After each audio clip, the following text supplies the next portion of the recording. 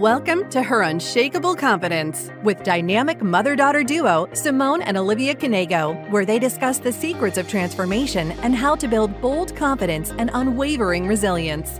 From intimate conversations with inspiring guests to sharing their personal journeys of triumph and challenge, Simone and Olivia create a supportive space where every woman is encouraged to rise above her fears and love the woman in the mirror. Tune into Her Unshakable Confidence and join this special journey of connection and growth. It's like catching up with old friends who inspire you to be bravely and uniquely you. We're supposed to know all of the above. So none of us are fine, and that's okay. I think that's huge. And it's something that we need to take away as an older generation, that understanding that we don't have to make everything okay and we don't have to be fine. And there is no such thing as perfection, that we're here to learn. We're here to do the best we can. And that's life. Exactly. Hi, everyone. Welcome to this week's episode of Her Unshakeable Confidence. I'm Simone Canego. And I'm Olivia Canego. And today we are talking about being okay with not being okay, which I think as I was growing up, that was really never an option. Like, you just kind of had to be okay, right? Like, the term fake it till you make it, that was a very big thing. I don't want to say just in my childhood, but even in my adulthood, right? You just pretended that everything was good. But I don't necessarily see that with your generation, which is a great thing, because I think now there's a lot of discussion about mental health and challenges, and where it was so taboo when I was younger. Yeah, I think that honestly, I have this like switch in my head of when I was a kid, I kind of thought of life as linear in a way that it keeps going up until it doesn't, and then it goes back down. And like whatever you interpret that line to be, whether that's happiness, success, friendship, beauty, any of the above. But I think now that I've experienced life to some extent, I really have realized like life is not linear, and you go through stages of your life that are not, they don't necessarily make sense. They're not in chronological Mm. order. They're not really organized in any manner because, I mean, life is not really that organized, or at least the concept of it isn't. Um, and I think this is a mindset like a lot of people in my generation have, I would assume. And I think it's because we're so public about it, and just there is, yes, there is a filter to social media, but I think in the past couple of years, social media has become both a place to show your filtered life, but also a place to show the really bad parts of your life as well. Mm. And I'm not saying we see the everyday. I still think we don't see the everyday, and that's kind of the big issue. But we are seeing both sides of the spectrum of people that are having great times, but also when those people are going through really hard times as well, and just like being really raw and emotional. Because I mean, that's what attracts viewership is, you know, being able to like connect with someone outside of the idea of life being perfect, because for most everybody, life's not perfect. I don't know if anybody would describe their life as perfect.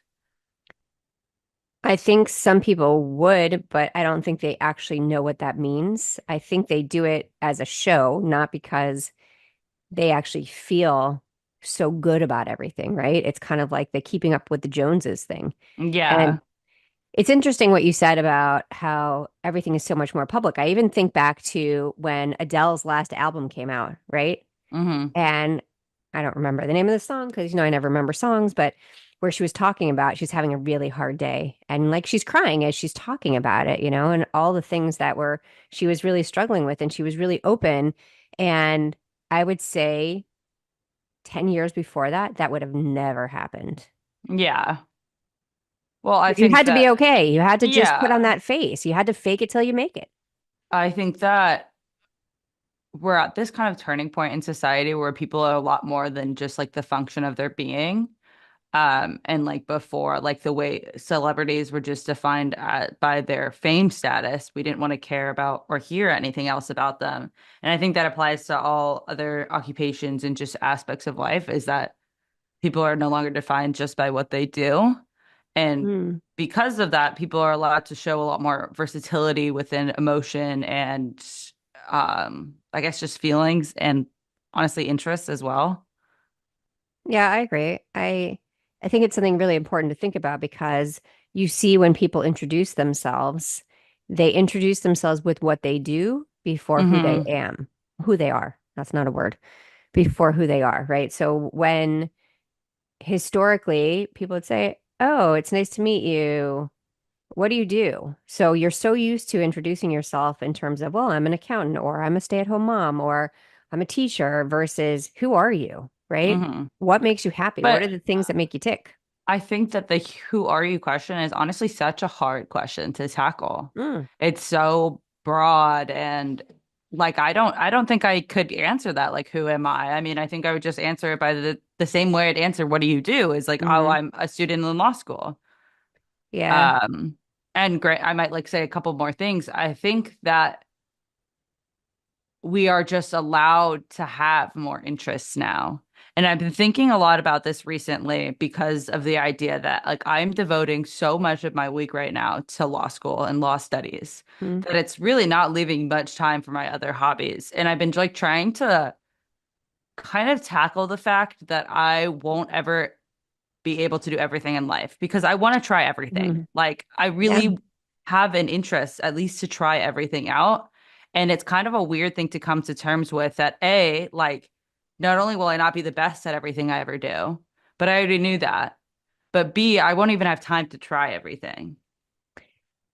You're right. I mean, you won't have time to try everything. And that's why when you guys were little, we would try to put you in different sports and different arts and different music to see kind of what fit with you. Yeah. And, but I mean, that's real life that there is life is just too short to be able to try everything that's out there. So that's why as parents, we kind of try to think, okay, this is what they enjoy, put them down that path, right? Push them down that Hmm. path a little bit.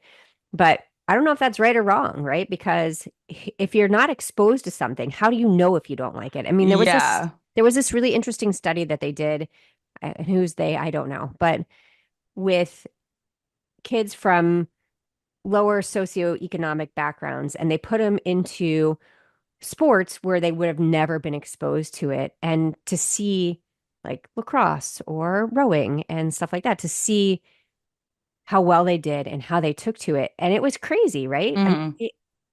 they loved it. They did fantastic. So you see how much our lives are kind of shorted by not being able to be exposed to everything out there. But Yeah. it's impossible. Yeah. And I think like I guess that's a really weird mindset to come to terms to now that I'm really focusing on what I'm going to be doing with my life. Um, I don't know. It's just kind of confining in some sense because I mean everybody in life has to pick a path. Like that is just part of it. We can't always be in the circle of trying things out until we figure out what we like because eventually we will find something that we like, etc. But it's just hard to like, wow, this is my set life. It's like, I mean, like the stupid little life board game. Like that's my life path Yeah. now. And it's like, yeah, you have other options, but I mean, I'm on this path. Right. But you do have other options along the way. I mean, a lot of people, I'm a big believer in it's okay to change your mind, Well, yeah. but until you're exposed to the things, how do you know what you want? And really thinking about, even when you think about travel, I remember your dad talking about it last year that there's all these places that he knows he will never be able to see in his life. And that's like a really hard reality to think that there's just not enough time to do Yeah. all the things that you want to do and have to do all the things that you have to do. I think that's the hardest part too, is like the realizing that there's some things you're going to have to sacrifice for things you don't want to do. Mm, yeah. I mean, and that goes back to being okay with not being okay because you do have to do certain things in life, Yeah. right? And I would say probably people will agree with might disagree with that statement, but I do think there's certain things you have to do in terms of being able to support yourself in some way. That doesn't happen with everyone, obviously. But if you want to be able to do all these other things, right? If you want to be able to go to different restaurants that you've never tried the food from a different country before, or be able to travel to a different country, you have to do some things that you don't want to do to be able to accomplish those things. Yeah. Yeah, exactly. It's just like you have to kind of just be okay with that. Right. Do you, I mean, my generation, it really was a term that people would say, fake it till you make it. I don't know how much people say that anymore. I mean, do you still hear that as much? Yeah. I mean, I think everybody still says it. Like I Right. was told it in probably third grade one time. And um I I will say something. I mean, I don't know how true this is. I feel like people saying little sayings like that is kind of going out of style, first of all. But also, I think that the advice in general is like outdated because I think what we should be telling people is that like find different people. Find people Yeah. that will accept you for who you are. You don't have to fake being something until you become that so you can fit in. Just find the people that will actually accept you. Or find the thing Very that like true. Yeah. you don't have to change like there's 8 billion people in the world. So you don't have to change yourself to find your people to find what you like. Like you just have to change your environment. And I think I mean, absolutely. I agree 100%. I mean, I always say that, you shouldn't have to change who you are. You should change the way you see yourself so that you're putting yourself into the circles of people or into the jobs that you want to really do versus just having to fake it. And I'm thinking about in general when you talk about how faking it until you make it, that it's kind of like one of the worst bits of advice I think you could give someone because I mean, I understand the history behind it. It's like, you might not see yourself in this role right now, but you got to just do it. You got to figure it out. You got to make it happen. And then hopefully that will be where you Yeah. are. But the way they say it, it just is kind of against, I mean, it's against all things that I'm about in terms of I also think it just completely discredits all of the work that you put into making it. I had a conversation a while back with someone that was like talking about how they got this really cool job and it's like a an interesting position to be in and they're like I'm just it still feels like it's not real or I guess in like sometimes some sort of like self-doubt and like like imposter imposter syndrome. syndrome. Yeah, for And sure. I think that ties into that because it's like you made it there. It wasn't just like random fate that aligned you to get into this really cool position within this field. It was like you put in the effort, you got your college degree. Not only that, you did work onto the side, blah, blah, blah, blah, blah, to get you into this position. And by saying fake it till you make it, it's like, well, what about all the work I did while I was supposed to be faking it? Like that was real work. Yeah, absolutely. And that's why the idea of imposter syndrome is such an interesting thing. Like if you listen to Mel Robbins, she'll say that a healthy dose of imposter syndrome is not necessarily a bad thing. I don't want to quote her exactly, but it's it's that if you're worried about these things, it means you're working towards a goal, right? I agree. I mean, I think in anything, like, I'm not saying that you should have doubt, but now doubt is it's I don't know the right word there, necessary because it's I mean, it's a way to keep your ego in check, but it like shows that you really do care and that you're working towards it, like you said. And I think it's just a way to make sure you're actually doing your goal and not just like half-assing something and being like, oh, I did do this. The problem is doubting yourself occasionally is human. Hmm. And well, it's more than, I mean, obviously doubting ourselves all the time is human, but doubting yourselves to a certain extent is maybe healthy because you are keeping yourself in check and you're figuring out what you need to do next. But I'm a big believer in that we need to overcome self-doubt by building confidence. And it doesn't mean I never doubt myself, right? But I know how to control it so that when I do start going down that rabbit hole, I know how to say to myself, okay, Yeah, I take a mean, breath. these are all the amazing things that you've done. This is why you're here. You're not here because you got lucky. You're not here because someone gave you the job. You're here because you put in the work. Yeah. And I mean, self-doubt's always going to happen. It's just like the ability that you're really learning isn't to get rid of it. It's the ability to say no, like that's not justified.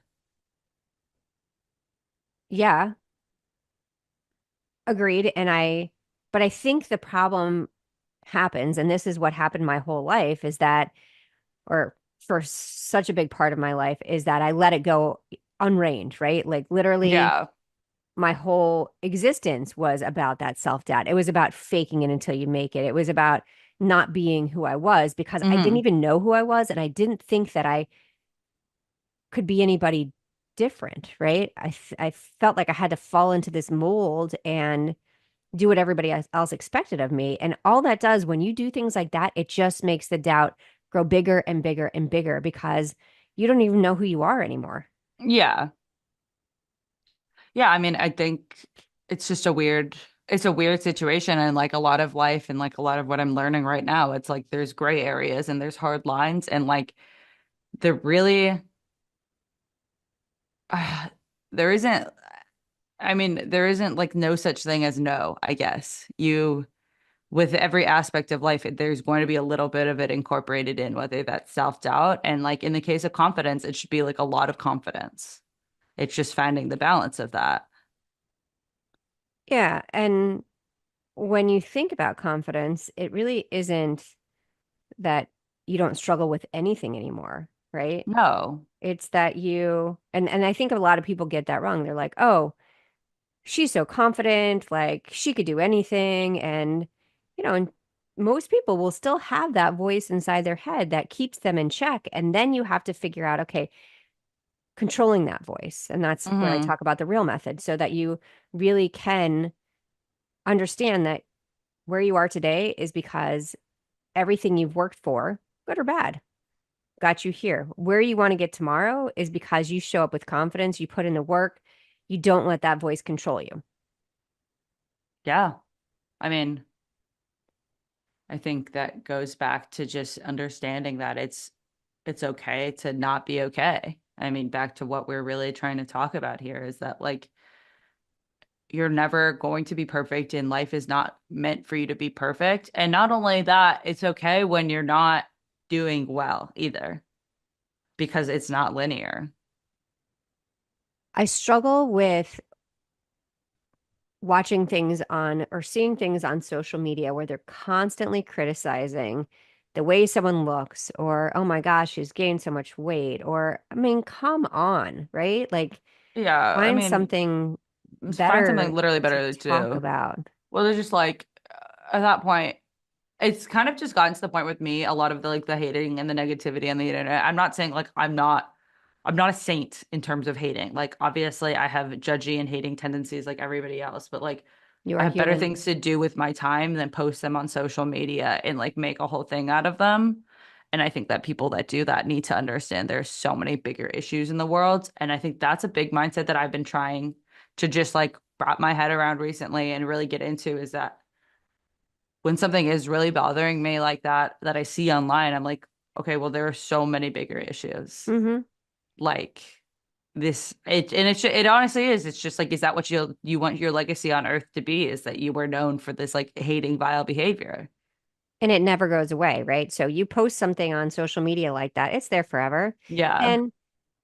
And really I know we talk about this a lot, but the importance of the words you say, because you have no idea one way or the other. We talked about this with a guest recently that something that you might say to someone might stick with them forever, good or bad. I mean, I've Hmm. had things that have been said to me in my life that were really negative and they have stuck with me forever. I've forgotten a lot of things. I forgot like things that happened 2 days ago, but things that really affected my life, both good and bad, but have stuck with me for years and years and years. And I think that's something to remember that we have to be really intentional. Let's talk real quick about the break dancer from the Olympics.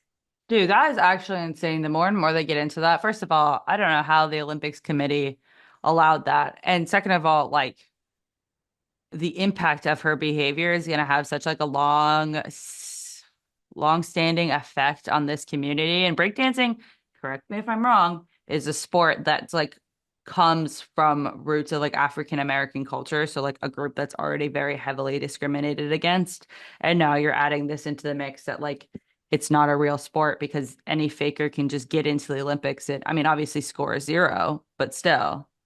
Well, yes, and the part I really want to talk about is what has happened to her since then, because should that have happened? No. Should she have been able to come to the Olympics? I don't understand that, but in some ways, you've seen it happen with other countries. There was this swimmer that learned how to swim. He was from a country where there's no water. I mean, no like Hmm. bodies of water to swim in, and he learned how to swim like, I don't know, right before the Olympics. And people cheered him on. He actually had to do his qualifying round by himself. Everybody else had dropped out.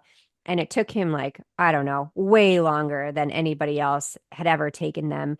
But when people found out his story, they sat there and they cheered him on and they cheered him on because the Olympics is a place where you should be able to come to. And even if you're not the best in the world, but if you're the only one in your country doing it, you should be allowed to show those skills, right? I mean, I think there's parts of that that are really powerful. In this Yeah. case, I don't understand how that system went wrong, but what has happened to her since then, I think is horrifying. I mean, I don't even know if she's going to go out in public. I mean, she's really, the things that people have said about her are so horrific, and that's going to be there forever. So when you talk bad about somebody, it doesn't go away. And No. she will struggle with this for years. I mean, does she regret her decision of going? I have no idea. But the way she was treated as a human being, again, right or wrong that she went to the Olympics, that's not for me to decide. I mean, the Olympic Committee let her go. So therefore, I guess that was okay. But Hmm. the way she's been treated since then, I wouldn't want to see anybody treated like that, even if it was like ridiculous. I mean, it just makes you know better than the other person. I mean, there's something to say for people calling it out, like, is like, what were you doing? Like, this is a big moment for our sports community, blah, blah, blah, blah, blah. But also, like, I don't know, maybe don't send some on the internet death threats. Like, it's pretty simple. I don't know why we think that like hiding behind a screen really changes the impact of our behavior, or also just like I can't say that word, Anonymity. anonymity of our behavior. Because I mean, even if I can't, like the average Joe can't find it, like someone can. I mean, I like coming up to take this bar exam right now. I'm not coming up, like this is 3 years away, Yeah. but like everything ever that I have ever posted online will be looked at for this, even if I have deleted it. So there, even if your like regular schmo can't access it, some organization out there that you don't think will have an impact on your life can access it, and it might. Because I honestly, up until like 3 months ago, I was like, yeah, like maybe I shouldn't ruin my internet presence, but like nothing's really gonna come back to bite me. But now, obviously, I don't have anything bad, but like still, now that I'm like in this situation, everything I post has to be thoughtful, and it can't. I don't know. You have to think about what you post. You have to think about what you say. It's just like all of the above. But don't you think that is how life should be anyways? We should be really reserved. And trust me, I mean, I think things in my head all the time, like it's not, we are in a society where we label people, we judge, we just do that. But understanding that we kind of have to reframe that so that what is coming out of our mouths is not negative all the time, right? I mean, it's okay to have a bad day. It's okay to, I mean, everybody has crappy things that happen, but to really talk someone down to the point where when you talk about bullying, people wanting to commit suicide because of things other people have said to them. And like it seems like as a society, we should be turning that corner where instead of saying all of these horrible things, that we should think about how we can help someone instead of just bringing them down. Yeah. I mean, exactly that. And it's just so interesting, like how we've utilized this tool that, like, I mean, the internet has literally changed everything. There is not a single thing that it has not changed in the world. And it's so interesting that we choose to use it for just like honestly being assholes. That is what we choose to do instead of, like bringing people up with it. Well, it's an overgeneralization, but yeah, definitely. I think that a lot of people use it to criticize other people or make fun of them and it just doesn't make, trust me, I like funny videos, right? When someone does something kind of dumb, I like watching them, but I always like feel their pain as well. Like when someone's, I don't know, jumping off a dock and they, Hmm. miss whatever, and you're like, oh my gosh. But I think when we take it to the point where we are talking horrible about other people, like that just isn't right. It just isn't right. And how No, does I completely and agree. and people like when we talk with being okay with not being okay, when you're in a situation where you've been treated so badly and people have talked so negative about you, how can you be okay with not being okay, right? I mean, you have to have a really thick skin to be able to shrug off some of that stuff. I mean, yeah, I mean, it's at some point it is just impossible. Like even if you think it doesn't get to you, you just hear the same thing over and over again. And like that's the thing about like positive affirmations that work so well is that the repetition of it and the repetition of negative comments, it works the same way, both on a personal level and like a intrapersonal. And that's why when you're hearing this stuff all the time, you have to take it the other direction and you have to do the stuff for yourself to build yourself back up and not let what other people are saying about you or directly to you kind of ruin who you are. We all Hmm. make mistakes, right? We all make mistakes. So we have to understand that there's got to be a way to move forward. And it does start with being okay with not being okay, right? I Yeah. mean, and at some point you will be okay again. Yeah. And I mean, just to go along with that, it's just about when you're in your high moments, not being hypocritical of those who are in their lows. And I just like, yes, treat everybody with kindness, but like treat everybody the way that you would want to be treated. I had someone say to me not too long ago that we were talking about philanthropy, and he said, and I thought this was a really good point because, when you're doing really well in your career and your life and you feel really solid, the rug could be pulled out from you at any moment, right? Something could happen where you could lose everything and Hmm. you need someone else's help. So when you can give the help, you should be giving the help.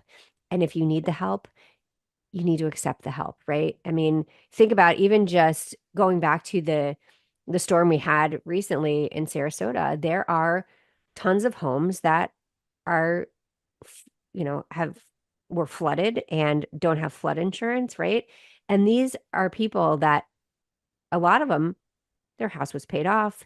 They're done, right? They're retired. They shouldn't have to be going through all of this. And understanding that now they need help, right? They need to, so really reminding ourselves that throughout our lives, when we can help other people, that's what we need to be doing. We don't need to be tearing other people down. We don't need to be bragging about what we have. We need to really support the people around us. Yeah, exactly. And we have no idea what anybody else is going through. I mean, Nope, it's just you don't. until you have a conversation with them and then you realize that Hmm. we are so much more alike than any of us thinks. So, Exactly. do you have a calendar with you? Hmm. Tell Okay. me. Tell me. You're dozing off at the wheel of your life, maintaining a loop of the past. And at some level, you know it. Yeah. I, So I actually think that, folds into this, right? I mean, you're dozing off at the wheel of your life. So keep going, right? hmm Don't, I mean, really think about when you're struggling with something that to keep pushing through it instead of just saying, oh, I can't fix this. And, I'll just pretend that everything's okay. Fix it. Got to hmm work on yourself. You got to work on the things around you. That's the way life works. Exactly. Any last comments? Sometimes you're going to have bad days, and you shouldn't be upset at yourself for having bad days. So true. I have a lot of bad days. but you got to push through them and Yeah. just keep going, and not by faking it, but by truly understanding what you need to be able to move yourself forward. Exactly. Thank you so much for joining us on this week's episode of the Daughter Dearest podcast. We will see you next time. And always remember, you are unshakable. Bye, guys. Thank you for listening to Her Unshakable Confidence with Simone and Olivia Canego. We hope this episode has made your day just a little bit brighter and given you the inspiration you need to confidently go about your week. Always remember to be authentically you. Don't forget to like and subscribe so you never miss an episode. And feel free to connect with them on Instagram at Simone Canego and at Olivia Canego. Till next time.